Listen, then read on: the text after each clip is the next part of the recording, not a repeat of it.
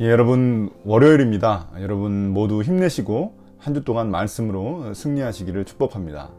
예, 묵상을 위해서 잠깐 기도하도록 하겠습니다. 하나님 아버지, 오늘도 한 주간을 시작하는 월요일입니다. 주의 말씀으로 또 시작할 수 있도록 묵상할 수 있도록 해주시니 감사합니다.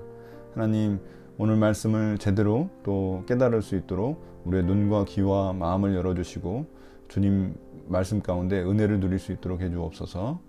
오늘 말씀을 또 듣고 순종할 수 있는 용기와 또 넉넉한 은혜도 허락하여 주옵소서. 예수님의 이름으로 기도합니다. 아멘. 자, 오늘 본문은 고린도후서 1장 23절부터 2장 17절까지입니다. 우리가 본문을 갖다 1장, 2장 딱딱 나눠서 묵상하지 않고 이렇게 걸쳐 있는 이유는 뭐냐면, 원래 성경은 이 장절의 구분이 없었습니다. 그래서 누군가 이렇게 한 건데, 우리는 이렇게 묵상을 해도 상관없습니다.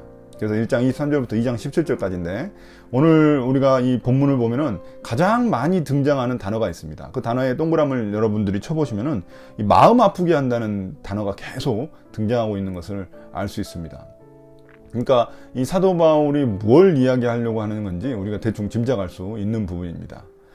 이 말은 바울이 지금 고린도 성도들에게 편지를 쓸 때 아주 조심스럽게 이 편지를 쓰고 있다는 말입니다. 그들의 마음을 아프지 않게 하기 위해서 아주 조심스럽게 쓰고 있다는 말입니다. 왜냐하면 지금 그 고린도 교회 성도들은 바울이 자신의 계획을 변경해서 자기들을 보러 오지 않는 것에 대해서, 그리고 바울이 자꾸 말을 바꾸는 것에 대해서 아주 불만이 있는 상황이기 때문입니다. 바울의 그런 어떤 신뢰도가 깨지고 있는 상황이기 때문에 그렇습니다. 이때 바울은 자신이 고린도 교회를 방문하지 않는 그 이유에 대해서 다시 한 번 더 설명을 합니다. 근데 맨 처음에 1장 23절에 보면은 자기의 목숨을 걸고 하나님을 증인으로 내세웁니다. 얼마나 자기가 결백한지에 대한 어떤 반증이겠죠. 그러면서 이런 모든 자기가 방문하지 않은 이유가 바로 당신들을 위해서라고 이야기를 합니다. 그래서 직접 가지 않고 대신 편지를 써서 이렇게 전달했다고 이야기를 합니다. 바울이, 왜냐하면 직접 가게 되면은 다시 한 번 더 아주 강하게 누군가를 책망하고 징계할 것이기 때문입니다. 그래서 바울은 그 교회의 성도들이 스스로 그 문제에 대해서 해결해 나가기를 원했습니다. 바울이 이렇게 그들이 스스로, 그 고린도 교회가 스스로 문제를 해결함으로 말미암아 그들이 그 안에서 기쁨을 누리고 또 그들의 믿음이 더 성장하기를 바랬습니다. 바울은 그러면서 자기가 누군가의 믿음을 지배하는 그런 사람이 아니라고 이야기를 합니다. 본인은 그냥 단지 그 고린도 교회가 더 성장하기를 바라고 고린도 교회가 더 좋아지기를 바라는 그런 하나의 일꾼이라고 이야기를 하고 있습니다. 바울은 정말로 그 교회를 위하는 신실한 일꾼임을 밝히고 있습니다.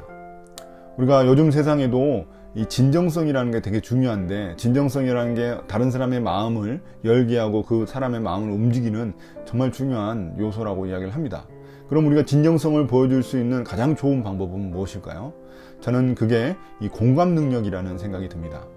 근데 우리가 여기서 보게 되면 바울 같은 경우는 이 공감 능력이 엄청납니다. 바울은 자기가 그 징계를 하게 되면 성도들이 상처받을 것을 알고 있었습니다. 마음이 되게 아플 것을 되게 걱정하고 있었습니다. 그러니까 바울은 자신의 마음과 이 고린도 교회 성도들의 마음이 연결되어 있는 그런 목회자였습니다. 우리가 이런 목회자를 만나면 얼마나 교회가 아름다워질까요? 그리고 성도들의 마음이 풍요로워질까요? 요즘 한국교회는 교인들뿐만이 아니라 이 세상의 아픔도 제대로 공감하지 못하는 것 같아 안타깝기만 합니다. 우리 크리스찬들이 해야 될 일은 이렇듯 나와 또 나의 이웃의 아픔을 공감하고 또 내가 살아가고 있는 사회의 아픔을 공감하는 일인 줄 믿습니다. 지금 코로나로 인해서 또 사회가 많이 아파하는데, 또 세상 곳곳이 아파하는데, 그것에 대해서 우리가 공감하는 게, 그게 그리스도인들이 해야 될 일인 줄 믿습니다. 바울이 눈물의 세 번째 편지를 쓸 때 이에 대한 공개적 징계를 이 교회에 부탁했었습니다. 그래서 잠깐 그때 그 바울이 방문했을 때에는 성도들이 오히려 그 지도자를 감싸고 그 일로 인해서 바울이 도리어 상처를 받고 에베소로 돌아오는 일이 있었습니다. 근데 이제 바울이 소식을 들었는데 이제는 교회가 스스로 그 지도자를 징계하고 책망하고 했다는 사실을 알게 되었습니다. 여러분, 한 교회가 그 지도자 한 명을 징계하는 일은 결코 쉬운 일이 아닙니다. 그리고 유쾌한 일이 아닙니다. 그래서 바울은 자기 마음이 아픈 것처럼 그 교회의 성도들 전체가 아파할 것을 걱정했습니다. 그래서 그들을 다시 한 번 더 위로합니다. 한 지도자를 징계하는 일만큼 교회 성도들도 정말 많이 아파했을 것입니다. 바울은 이제 그 징계를 당했던 그 지도자를 교회가 용서하고 이제는 위로해 주라고 이야기를 합니다. 그 지도자가 진심으로 회개했다면 그가 지나친 슬픔에 빠지지 않도록 해야 한다는 말입니다. 예전에는 누군가 죄를 지으면은 교회에서 먼저 징계를 했습니다.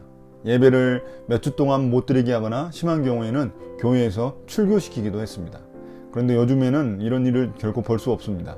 죄를 지으면 교회 망신시킨다면서 몰래 이렇게 쫓아내곤 합니다. 아니면 그 죄를 경찰에 신고해서 문제를 해결하곤 합니다.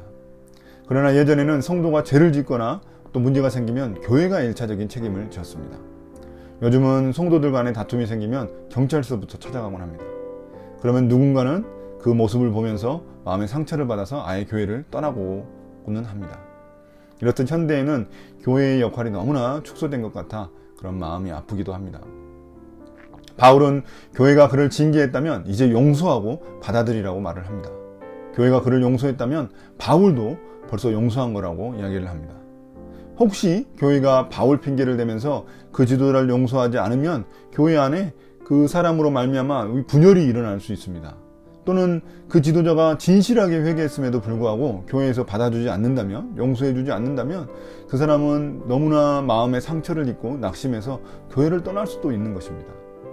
그래서 이 적절한 용서는 모든 것을 해결할 수 있지만 늦은 용서는, 때늦은 용서는 돌이킬 수 없는 일을 만들기도 합니다. 바울은 그 일을 경계하여 교회가 용서했으면 자신도 용서한 것이라고 이야기하고 있는 것입니다.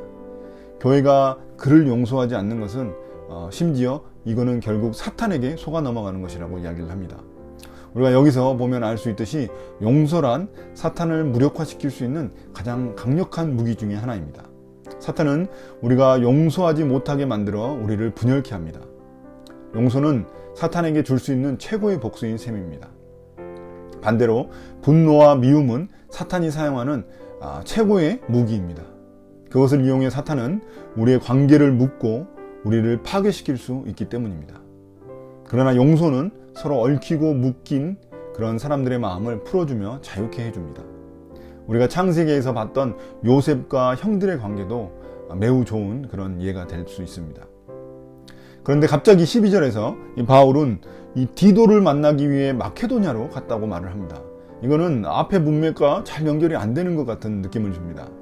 아마도 이거는 바울이 고린도 교회를 걱정하는 마음 때문에 그 소식을 너무나 듣고 싶어서 이 디도를 만나기 위해 마케도냐로 갔던 사실을 말하고 있는 것 같습니다. 그러니까 이게 쉽게 말하면 바울이 얼마나 그 고린도 교회의 소식을 듣고 싶어 했는지, 그리고 그거를 그 고린도 교회를 걱정하고 있었는지를 보여주는 어떤 하나의 언급이라고 생각이 듭니다. 바울은 마지막으로 이런 모든 일에 대해서 하나님께 감사를 드립니다. 고린도 교회의 우여곡절이 정말 많았지만 아무튼 하나님은 이를 통해 고린도 교회의 성도들을 성장시킬 것이기 때문에 그렇습니다. 아무 일도 일어나지 않는 게 이 교회가 건강하다는 증거는 아닙니다. 그건 교회가 도리어 죽었다는 증거가 될 수 있습니다. 그러나 여러 가지 문제가 일어나지만 그것을 어떻게 은혜롭게 해결하느냐에 교회의 건강도가 측정되는 것이라는 생각이 듭니다. 어떤 교회는 문제로 인해서 교회가 완전히 쪼개지는 그런 경우도 있습니다. 어떤 교회는 또 작은 문제를 제대로 처리하지 못해서 그게 큰 문제로 번지는 경우도 본 적이 있습니다. 교회가 그런 문제를 해결할 정도로 성숙하지 못하다는 증거입니다. 교회가 문제가 일어나 봐야 우리 교회가 얼마나 건강한 교회인지를 판단할 수 있습니다. 교회에서 자주 일어나는 한 가지 문제를 예를 들어 보겠습니다. 이 성도들 간에 돈 문제가 발생하기 쉽습니다. 이 다툼이 일어날 때 교회가 중재해서 그들이 또 회개하고 그들의 사이가 화해할 수 있다면 이 교회가 건강하다는 증거가 될 것입니다. 그러나 이 돈 문제가 엮여가지고 교회가 그 문제를 해결하지 못하고 그들이 그걸 갖다가 사법기관에 법원에 가거나 아니면 경찰서로 간다면 그 교회는 건강하지 못한 것입니다. 그 문제로 인해서 심지어 성도들이 그걸 바라보면서 교회를 떠나기도 합니다. 상처받기도 합니다. 우리가 교회가 어떤 역할을 해야 되는지 다시 한 번 더 생각해보는 지점입니다. 바울은 이제 자신들이 하나님께 바치는 그리스도의 향기라고 말을 합니다. 자신들을 통해 고린도 교회가 영적 전쟁에서 승리하고 또 기쁨과 믿음을 가질 수 있다면 기꺼이 자신들이 그리스도의 향기로운 제물이 되겠다는 그런 의미입니다. 이런 그리스도의 향기 이야기를 한 배경에는 아마도 이 당시 로마 시대에는 황제나 장군이 전쟁에서 승리하고 나면 이 포로들을 앞세워 가지고 이 도시로 이렇게 입성하게 됩니다. 그럴 때 그 곳곳에 이 향을 피워 가지고 그들을 환영해 주곤 했습니다. 이러한 향은 승리자들에게는 그 기쁨이 되지만 그 앞에 잡혀온 이 포로들에게는 죽음을 의미하는 것이었습니다. 이런 모든 과정을 통해 바울은 자신이 말씀을 팔아서 먹고 살아가는 그런 장사꾼이 아니라는 것을 말하고 있습니다. 당시 고린도 도시에는 수많은 달변가들, 철학가들이 자신의 철학과 말을 팔아가면서 유명세를 얻어 이익을 얻곤 했습니다. 이런 장사꾼들은 자신의 유익을 위해 사람들을 이용하지만 바울은 결코 그런 사람이 아니라는 것입니다. 자신이 성도들을 위하는 마음에 고린도 교회를 방문하지 않았고 그들이 스스로 일을 처리하게끔 했다고 말을 하고 있습니다. 이 모든 일의 그런 열매를 통해 자신이 진실한 사역자임을 밝히고 있습니다. 여러분, 오늘 묵상을 통해 여러분은 어떤 마음이 드시나요? 이 바울처럼 누군가에게 진실한 사람이 되고 싶지 않으신가요? 오늘 바울처럼 내가 누군가의 마음을 진정으로 공감해 줄 수 있다면 그 사람은 그리스도의 향기가 되는 셈입니다. 오늘 그리스도의 향기라는 찬양을 들어보시는 건 어떨까요? 제가 함께 기도하도록 하겠습니다. 여러분들도 속으로 같이 기도하면 좋겠습니다. 하나님 아버지, 오늘 말씀을 또 이렇게 묵상할 수 있도록 해주시니 감사합니다. 하나님, 오늘 말씀을 통해 바울이 정말 고린도 교회 성도들의 마음을 너무나 지켜주고 싶어 했던 그 모습을 보게 됩니다. 주님, 그 속에서 바울이 그 성도들을 위해 그리스도의 향기가 되는 그 모습을 보게 됩니다. 주님, 오늘 우리가 살아갈 때 우리 주변에 마음이 아파하거나 힘들어하는 사람들을 공감해 줄 수 있는 그런 그리스도인이 되기를 원합니다. 주님, 그 공감 능력을 통해 정말 우리가 그리스도의 향기가 되기를 원합니다. 주님, 우리가 그런 모습으로 오늘 하루 살아갈 수 있도록 인도하여 주옵소서. 감사드리며 예수님의 이름으로 기도하옵나이다. 아멘. 오늘 묵상을 마치겠습니다. 감사합니다.